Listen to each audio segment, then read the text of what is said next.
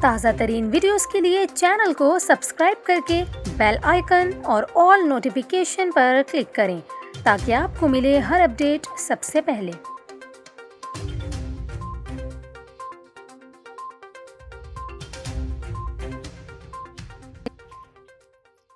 السلام علیکم، news 24/7 Urdu service میں خوش آمدید۔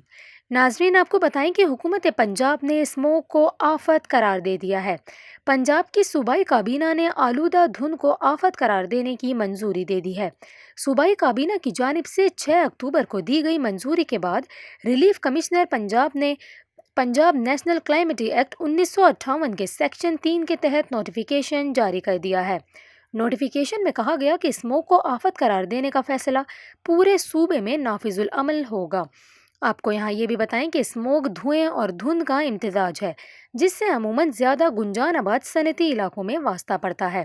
اس طرح کی فضائی آلودگی nitrogen oxide, sulphur oxide, ozone, دھواں یا کم دکھائی دینے والی آلودگی مثلاً carbon mono oxide, chloro fluoro carbon وغیرہ پر مشتمل ہوتی ہے۔ اسموگ بننے کی بڑی وجہ پیٹرول اور ڈیزل سے چلنے والی گاڑیوں سے گیسز کا اخراج، صنعتی پلانٹس اور سرگرمیاں، فصلیں جلانا یا انسانی سرگرمیوں سے پیدا ہونے والی حرارت ہے۔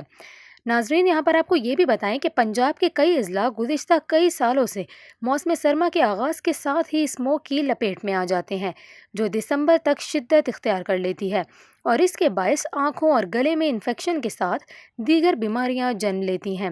صوبائی حکومتوں کی جانب سے عوام کو اسموگ سے بچانے کے لیے اقدامات کیے جاتے ہیں، لیکن اب تک اس پر پوری طرح قابو نہیں پایا جا سکا ہے۔